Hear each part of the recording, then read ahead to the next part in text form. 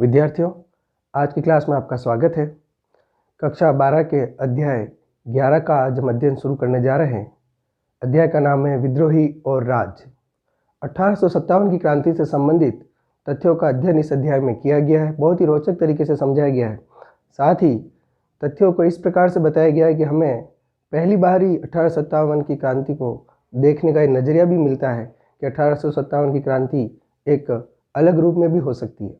तो आइए विद्यार्थियों, मेरे साथ जुड़िए और आगे बढ़िए। आज के अध्ययन की शुरुआत करते हैं। 1857 की क्रांति भारतीय राष्ट्रीय इतिहास में एक ऐसा पड़ाव है जिसने न केवल भारत की दशा और दिशा दोनों ही बदल दी। इस क्रांति के कारण भारत में ब्रिटिश ईस्ट इंडिया कंपनी की जगह ब्रिटिश सरकार ने अपना शासन प्रारंभ किया। साथ ही साथ भारतीयों में यह भावना भी घर कर गई कि वह अगर प्रयास करे तो शीघ्र ही फिरंगियों से आज़ादी प्राप्त कर सकते हैं। आइए विद्यार्थियों, देखते हैं। 1857 की क्रांति की शुरुआत होती है 10 मई 1857 और ये जगह थी मेरठ। समय था दोपहर बाद का। इस समय में मेरठ की छावनी के सिपाहियों ने विद्रोह कर दिया। विद्रोह करके फिरंगियों की हत्या करके वो वहाँ से निकले और दिल्ली की ओर कूच किया। आसपास के क्षेत्रों में भी विद्रोह की शुरुआत हुई और वहाँ से भी सैनिक टुकड़ियों ने दिल्ली की ओर रुख किया। 11 मई सुबह दिल्ली लाल किले के बाहर जाकर सिपाही इकट्ठे हो गए और यह समय था, रमज़ान का महीना था। दिल्ली के बादशाह बहादुर शाह जफ़र अभी अभी सहरी करके ही उठे थे। सहरी से तात्पर्य यह है कि रमज़ान के महीने में सूर्योदय से पूर्व मुस्लिम संप्रदाय के लोग जो भोजन ग्रहण करते हैं उसे सहरी कहा जाता है। जब उन्होंने आके बाहर देखा कि सिपाही वहाँ पर उनसे प्रार्थना कर रहे हैं कि वो इस विद्रोह का नेतृत्व संभाल ले, तो उन परिस्थितियों में उन्होंने ये उचित समझा कि उस विद्रोह का नेतृत्व किया जाए। जैसे ही दिल्ली के बादशाह बहादुर शाह जफ़र ने इस नेतृत्व को वैधता प्रदान की, इस नेतृत्व को अपना नाम प्रदान किया, 1857 की क्रांति का रुख बदल गया। अब ये सिपाही विद्रोह न रह गया, बादशाह की तरफ से सम्मिलित सिपाहियों का विद्रोह हो गया। जैसे जैसे यह खबर एक शहर से दूसरे शहर में पहुंचने लगी, सिपाहियों ने, आम जनता ने, सभी ने विद्रोह में भाग लेना शुरू किया और एक विद्रोह बड़ा रूप धारण करने लगा। आखिर ये विद्रोह शुरू कैसे हुआ, इसके क्या संकेत थे? तो विद्यार्थियों, संकेत के लिए शाम के समय तोप के गोलों को दागा जाता था, बिगुल बजाया जाता था, ताकि आसपास के क्षेत्र के लोगों को पता चल सके कि विद्रोह की शुरुआत होने वाली है। और गोरों से संबंधित हर चीज़ और शख्स को हमले का निशाना बनाया गया। अंग्रेजों को हटाने के लिए पूर्ण जोर लगाया गया। इसके साथ साथ जो भी इश्तिहार निकाले जाते थे या सूचना के लिए जारी होने वाली अपीलें थी, वो हिंदी, उर्दू और फारसी में होती थी, जिससे कि सभी धर्म और संप्रदाय के लोग जुड़ सके और सब में एकता बनी रहे।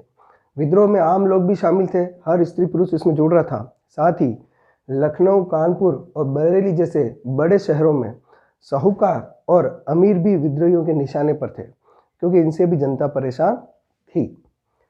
इस प्रकार विद्रोह की शुरुआत होती है और विद्रोह फैलने लगता है। विद्रोह के लिए जो संचार के माध्यम काम में लिए जा रहे थे वो क्या थे? तो विद्रोह के लिए सिपाही या उनके संदेश वाहक संचार का कार्य कर रहे थे। साथ ही विद्रोह में एक योजना और समन्वय भी था। विद्रोह पूर्ण रूप से, सुनियोजित रूप से और आपस में समन्वय के आधार पर आगे बढ़ रहा था। रात में सिपाहियों की पंचायतें होती थी। सिपाही एक जगह इकट्ठा होते थे और सामूहिक रूप से तय करते थे कि उनको किस प्रकार आगे बढ़ना है, उनको क्या नेतृत्व किसे देना है और क्या कार्य करना है। विद्रोह का संदेश आम महिलाओं और पुरुषों के साथ साथ कुछ स्थानों पर धार्मिक नेतृत्व भी था, जो कि इन संदेशों को आगे बढ़ा रहा था। किसी भी विद्रोह की शुरुआत के लिए या किसी भी बड़े कार्य के लिए हमेशा नेतृत्व की आवश्यकता होती है, और यहाँ पर भी एक नेतृत्व की आवश्यकता थी। सिपाहियों ने अलग अलग स्थानों पर अपना नेतृत्व अलग अलग नेताओं को, राजाओं को प्रदान किया। देखते हैं कौन कौन से नेतृत्वकर्ता हमारे सामने आए। अंग्रेजों से लोहा लेने के लिए नेतृत्व संगठन जरूरी था। सैनिकों ने अपना नेता इस प्रकार चुना। देखिए, दिल्ली से नेतृत्व अभी हमने पढ़ा था कि मुगल सम्राट बहादुर शाह जफर ने प्रदान किया। सिपाहियों ने उनसे आग्रह किया और दिल्ली के सम्राट बहादुर जफर ने नेतृत्व को वैधता प्रदान की। इसी प्रकार कानपुर से नाना साहब ने नेतृत्व प्रदान किया, सिपाहियों ने उनको आगे बढ़ाया और पूरी सेना उनके साथ हो गई। इसी प्रकार झांसी से रानी लक्ष्मीबाई ने नेतृत्व प्रदान किया। रानी लक्ष्मीबाई एक पुरुष के समान लड़ती हुई इस 1857 की क्रांति में नजर आई और उन्होंने सिपाहियों का हौसला और जोश बढ़ाया। बिहार से जगदीशपुर के जमींदार थे कुंवर सिंह। कुंवर सिंह उम्र में काफ़ी बड़े थे, लेकिन उसके बावजूद उनमें जोश में कोई कमी नहीं थी। उन्होंने बिहार से नेतृत्व प्रदान किया। लखनऊ में बेगम हजरत महल और उनके पुत्र बिरजिस कद्र सेनाओं को अपना नेतृत्व दे रहे थे और अंग्रेजों को बाहर से निकालने का प्रयास कर रहे थे। इस प्रकार हम देखते हैं अलग अलग स्थानों पर राजाओं ने, शासकों ने नेतृत्व प्रदान किया, लेकिन हर स्थान पर इन शासकों ने नेतृत्व प्रदान नहीं किया।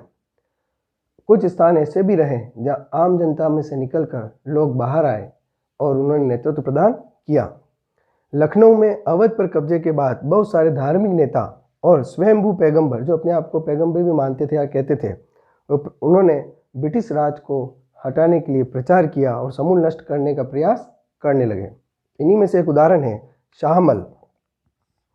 शाहमल ने उत्तर प्रदेश में बड़ौद परगना के निवासियों को नेतृत्व प्रदान किया और उनको तैयार किया कि वो अंग्रेजों को भारत से बाहर खदेड़े।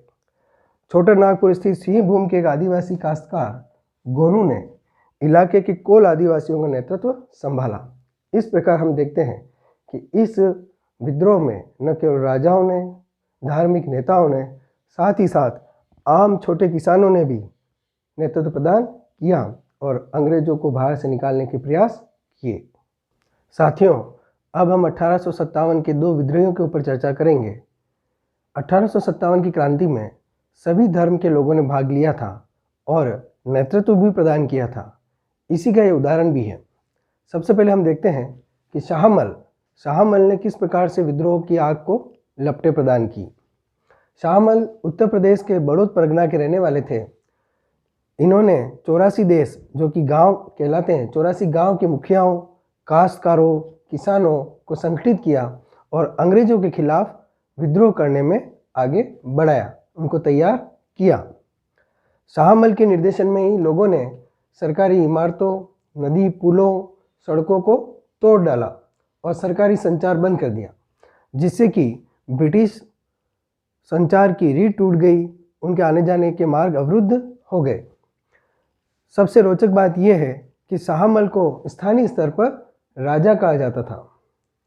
शाहमल स्थानीय स्तर पर राजा कहलाते थे। उन्होंने एक अंग्रेज अफसर के मकान पर कब्जा कर लिया और वहीं से उस मकान को उन्होंने न्याय भवन का नाम दिया और वहीं से वे विवादों का फैसला करते थे। साथ ही जुलाई 1857 में युद्ध के दौरान वो मारे गए। इस प्रकार हम देखते हैं कि शाहमल ने 84 क्षेत्र के लोगों को विद्रोह के लिए उकसाया, उनको तैयार किया और 1857 की क्रांति में स्वयं को आहूत कर दिया। दूसरे महत्वपूर्ण विद्रोही नेता है मौलवी अहमदुल्ला शाह। मौलवी अहमदुल्ला शाह को बागडंका शाह भी कहा जाता है। क्यों कहा जाता है, अभी हम इसको देखेंगे, अध्ययन करेंगे। मौलवी अहमदुल्ला शाह हैदराबाद में शिक्षित थे। कम उम्र में ही वो उपदेशक बन गए। समाज के लोगों को उपदेश देना शुरू किया, उनको निर्देशन देना शुरू किया। 1856 में जनता को अंग्रेजों के विरुद्ध विद्रोह के लिए उन्होंने तैयार किया। बागडंका शाह उनको क्यों कहा जाता है, क्योंकि वो एक पालकी में सवारी करते थे और उनके आगे आगे एक ढोल बजा करता था और पीछे उनके समर्थक चला करते थे, इसलिए उन्हें बागडंका शाह कहा जाता है। आपसे परीक्षा में पूछा जा सकता है कि बागडंका शाह किसे कहा जाता है, तो आपको बताना है मौलवी अहमदुल्ला शाह को कहा जाता है। मुस्लिम समर्थक उन्हें पैगंबर कहते थे, उन्हें ईश्वर का प्रतिनिधि कहते थे या संदेशवाहक मानते थे। 1857 में उन्हें फैजाबाद की जेल में बंद कर दिया गया। रिहा होने पर उन्होंने चिन्हाट संघर्ष में भाग लिया और अपनी बहादुरी व ताकत के लिए वो जाने जाते थे। इस प्रकार हम देखते हैं कि शाहमल और मौलवी अहमदुल्ला शाह ने जनता को जागृत किया, विद्रोह में हिस्सा लेने के लिए तैयार किया। अब विद्यार्थियों, हम इस बात का अध्ययन करेंगे कि 1857 की क्रांति में जो अफवाहें फैल रही थी और भविष्यवाणियाँ हो रही थी, उसका क्या कारण था, किस वजह से लोगों में तरह तरह की भावनाएं उत्पन्न हो रही थी। जैसा कि हम जानते हैं कि हिंदू व मुस्लिम लोगों के धर्म व जाति को नष्ट करना अंग्रेजों का एक प्रमुख उद्देश्य था, ऐसा उस समय अफवाहों के रूप में चल रहा था। जैसे कि हमने पहले भी पढ़ा था कि कारतूस के लिए कहा गया कि इनके ऊपर गाय व सुअर की चर्बियाँ लगी हुई है। इससे ये तात्पर्य हुआ कि हिंदू व मुस्लिम धर्म के लोगों को उनके धर्म से विमुख करना अंग्रेजों का उद्देश्य था, ऐसी अफवाहें चल रही थी। साथ ही अंग्रेजों ने बाजार में मिलने वाले आटे में हड्डियाँ मिला दी, हड्डियों का चूरा मिला दिया है, जो कि गाय और सुअर की हड्डियाँ हैं। ऐसी अफवाहें उस समय चल रही थी। तीसरा, अंग्रेज भारतीयों को इसे ही बनाना चाहते हैं, ऐसा भी लोगों के मन में विश्वास था। और एक महत्वपूर्ण तथ्य ये भी है कि उस समय एक भविष्यवाणी चल रही थी कि प्लासी की लड़ाई के 100 साल बाद 23 जून 1857 को अंग्रेजी राज खत्म हो जाएगा। विद्यार्थियों, 23 जून 1757 के दिन बंगाल में प्लासी का युद्ध हुआ था। बंगाल के नवाब सिराजुद्दौला व अंग्रेजों की तरफ से युद्ध हुआ था। इस युद्ध के 100 साल बाद ऐसी अफवाह चल रही थी कि इस युद्ध के 100 साल बाद 23 जून 1857 को अंग्रेजी राज खत्म हो जाएगा। इसलिए लोगों में उत्साह था, अंग्रेजों के विरुद्ध उन्होंने विद्रोह में भाग लिया। विद्यार्थियों, अब ये जो उथल पुथल चल रही थी उसके क्या संकेत मिलते हैं, किस प्रकार लोगों में इस विद्रोह के लिए एक दूसरे को प्रचारित किया जा रहा था, संदेश भिजवाए जा रहे थे। उत्तर भारत के गांवों में चपातियाँ बट रही थी।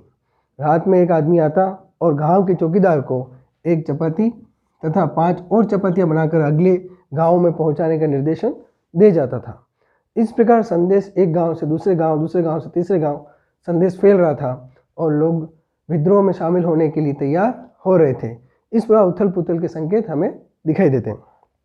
विद्यार्थियों, लोगों ने अफवाहों में विश्वास करना प्रारंभ क्यों किया, यह भी एक महत्वपूर्ण तथ्य है।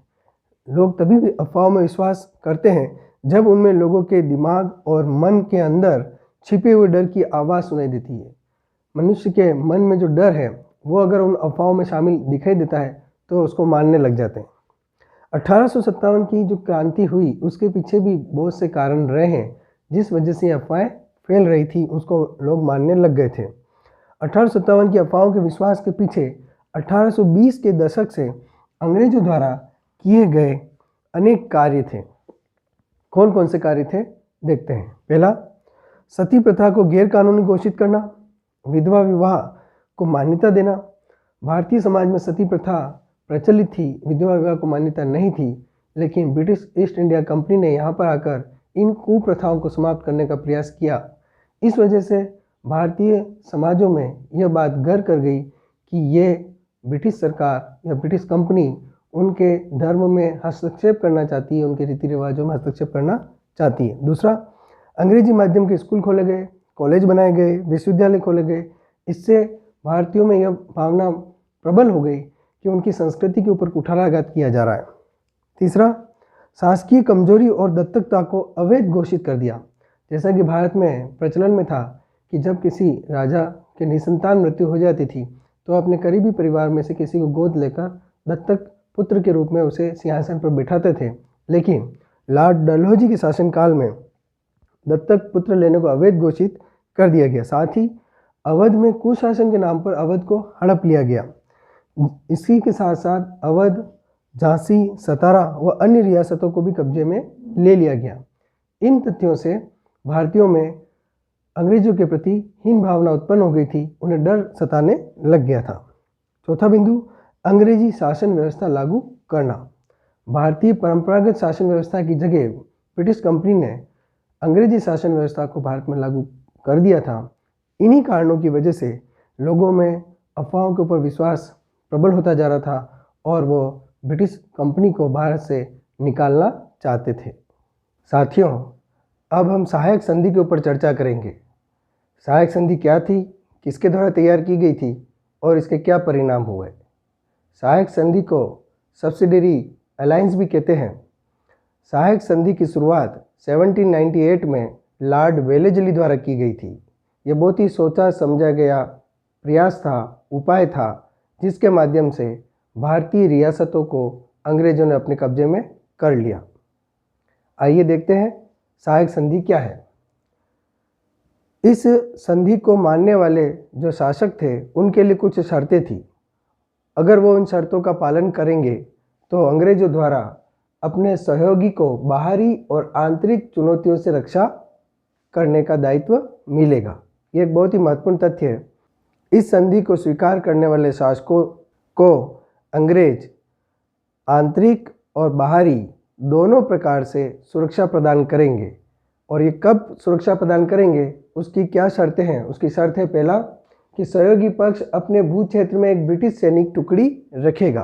कहने का तात्पर्य यह हुआ कि जो भी शासक है, राजा है, वो अगर इस संधि को मानने को तैयार हो जाते हैं तो उनको सबसे पहले अंग्रेजी सेना को अपने ज़मीन पर, अपने भू क्षेत्र पर, अपने राज्य में रखना होगा। और इस सैनिक टुकड़ी का जो रख रखाव होगा वो भी वो शासक ही करेंगे। इसके अलावा सहयोगी पक्ष न तो किसी और शासक के साथ संधि कर सकेगा और न ही अंग्रेजों की अनुमति के बिना किसी से युद्ध में भाग ले सकेगा। तो विद्यार्थियों, इन चारों शर्तों का तात्पर्य ये हुआ, यदि कोई भी भारतीय शासक अंग्रेजों से सहायक संधि करता है तो उसे अपने राज्य में अंग्रेजी सेना की एक टुकड़ी रखनी होगी। साथ ही साथ उस टुकड़ी का रख रखाव, खाने पीने की व्यवस्था उस शासक को करनी होगी। इसके अलावा शासक या राजा किसी भी अन्य राजा से किसी प्रकार का कोई व्यवहार नहीं रख सकेगा। अगर वो कहीं युद्ध करने के लिए भी जाना चाहता है तो भी उसे अंग्रेजों से स्वीकृति लेनी होगी। और अगर ये तीनों बातें सहयोगी राजा द्वारा पालन की जाती है तो अंग्रेजों द्वारा उस सहयोगी राजा को बाहरी और आंतरिक चुनौतियों से रक्षा करने का दायित्व मिलेगा। वो अंग्रेज उनकी रक्षा करेंगे। इस प्रकार ये सहायक संधि बनाई गई। लॉर्ड वेलेस्ली ने बहुत सोच समझकर इस संधि को तैयार किया था। भारतीय राजाओं ने इस संधि को स्वीकार किया और अंग्रेजों का अप्रत्यक्ष रूप से उन शासकों पर अधिकार हो गया। तो विद्यार्थियों, इस सहायक संधि का क्या परिणाम हुआ देखते हैं। अवध में विद्रोह। अवध राज्य की स्थिति बिहार, बंगाल, उत्तर प्रदेश के मध्य में थी। दिल्ली के भी बहुत पास में इसकी स्थिति होने की वजह से यह एक महत्वपूर्ण राज्य था। इस राज्य पर नवाबों का शासन था। शुरुआत से ही अंग्रेजों की नीति यह थी कि वह अवध पर राज्य करना चाहते थे, अवध को अपने कब्जे में करना चाहते थे। सहायक संधि 1801 ईस्वी में अवध पर थोपी गई। इस प्रकार से अवध अप्रत्यक्ष रूप से अंग्रेजों के आधिपत्य में आ गया। नवाब की शक्ति समाप्त हो गई। नवाब की शक्ति समाप्त होने की वजह से अवध में जो विद्रोही मुखिया थे, तालुकदार थे, उन पर नवाब का किसी प्रकार का कोई अधिकार नहीं रहा। वह उनके नियंत्रण में नहीं रहे। 1850 के दशक की शुरुआत तक भारत के अधिकांश राज्यों पर, अधिकांश भाग पर अंग्रेजों का आधिपत्य हो चुका था, युद्ध के माध्यम से या सहायक संधि के माध्यम से। इसमें जो मुख्य क्षेत्र थे वह थे मराठा भूमि, दोआब, पंजाब, बंगाल, कर्नाटक। ये सभी भाग अंग्रेजों के आधिपत्य में थे। 1856 में औपचारिक रूप से अवध को भी अंग्रेजों द्वारा अपने आधिपत्य में ले लिया गया और ब्रिटिश साम्राज्य का अंग घोषित कर दिया। यहाँ पर एक महत्वपूर्ण कथन है जो आपसे परीक्षा में पूछा भी जाता है, और कथन ये है, ये गिलास फल एक दिन हमारे मुंह में आकर गिरेगा। गिलास फल से तात्पर्य चेरी से है। 1851 में गवर्नर जनरल लॉर्ड डलहौजी ने अवध के संदर्भ में कथन कहा था। उनके कहने का तात्पर्य ये था कि अवध जो कि एक चेरी के फल के समान है, वह एक दिन अंग्रेजों के पास ही आएगा। और वास्तव में ऐसा ही हुआ। अंग्रेज अवध पर अधिकार करना चाहते थे। इस अवध पर अधिकार करने के कारण क्या थे? मुख्य कारण ये था कि अवध की जो जमीन थी वह नील और कपास उत्पादन के लिए बहुत ही अच्छी थी, उपयुक्त थी। अंग्रेज व्यापारिक दृष्टिकोण रखते थे। साथ ही अवध की स्थिति एक बफर स्टेट के रूप में थी। आसपास के राज्यों के बीच में अवध इस प्रकार से था कि जिसका भी अवध पर नियंत्रण रहता था वह अपने आसपास के राज्यों पर भी नियंत्रण कर सकता था। इसी वजह से 1856 में डलहौजी ने अवध पर कुशासन का आरोप लगाया। आरोप क्या लगाया? कुशासन का आरोप लगाया। और यह भी कहा कि नवाब जो है वह जनता में अलोकप्रिय है। इस वजह से नवाब को अपदस्थ कर दिया और अवध पर अधिकार कर लिया। साथियों, जैसा कि 1851 में लॉर्ड डलहौजी ने कहा था कि ये गिलास फल एक दिन हमारे मुंह में आकर ही गिरेगा, ये चेरी का फ्रूट है वो हमारे मुंह में ही आएगा, वह वास्तव में चरितार्थ किया गया। और डलहौजी ने 1856 में अवध पर कुशासन का आरोप लगाकर उस पर अधिकार कर लिया। इस प्रकार अवध अंग्रेजों के अधिकार में आ गया। आगे बढ़ते हैं। देह से जान जा चुकी थी। देह से जान जा चुकी का क्या तात्पर्य देखते हैं। अवध के नवाब जो थे उनका नाम था वाजिद अली शाह। 1856 में अवध के नवाब थे वाजिद अली शाह और उनके ऊपर कुशासन व अलोकप्रियता का आरोप लगाया गया। जैसा कि अभी हमने देखा, उनको गद्दी से हटाकर कलकत्ता भेज दिया गया। जब उनको गद्दी से हटाकर भेजा जा रहा था तो वहाँ की जनता बहुत दुखी थी। अपने नवाब के निष्कासन से वो अपने आप को अपमानित भी महसूस कर रही थी। उनके लिए अपमान का विषय था। इस समय की स्थिति इस प्रकार से हुई कि नवाब के हटाए जाने से जो दरबारी संस्कृति थी वो पूर्ण रूप से समाप्त हो गई। दरबार के ऊपर अपनी आजीविका के रूप में बहुत से कर्मचारी अधिकारी आश्रित थे। उनकी रोजी रोटी चली गई, जिसमें संगीतकार, नर्तक, कवि, कारीगर, बावर्ची, नौकर व सरकारी कर्मचारी हुआ करते थे। एक बहुत बड़े तबके का रोजी रोटी का नुकसान हो गया। तत्कालीन जो प्रेक्षक हैं, जो लेखक हुए हैं, उन्होंने नवाब को गद्दी से हटाए जाने के बाद की जो स्थिति का वर्णन किया है वो इन शब्दों में लिखा है कि देह से जान जा चुकी थी, शहर की काया बेजान थी। कहने का तात्पर्य ये हुआ कि नवाब को देह की जान माना गया है और जब ये जान जा रही थी या निकल गई थी तो वो जो काया हो गई वह बेजान हो गई। अवध बेजान हो गया। एक लोकगीत के अनुसार भी, तात्कालिक समय के लोकगीत जो थे उसके अनुसार भी जो अभिव्यक्ति है वो इस प्रकार से आ रही है। अंग्रेज बहादुर आइन मुल्क लई लीनो। कहने का तात्पर्य कि अंग्रेजों ने अवध में आकर हमारा राज्य हड़प लिया है। इस प्रकार की अभिव्यक्ति से स्पष्ट हो जाता है कि अवध की जनता नवाब के निष्कासन से बहुत दुखी थी। इसी के साथ इस भाग को हम पूरा करते हैं। अगले भाग में इसी अध्याय से संबंधित अन्य तथ्यों का विस्तृत रूप से अध्ययन किया जाएगा। तब तक आप मेरे साथ जुड़े रहिए, अध्ययन करते रहिए। धन्यवाद।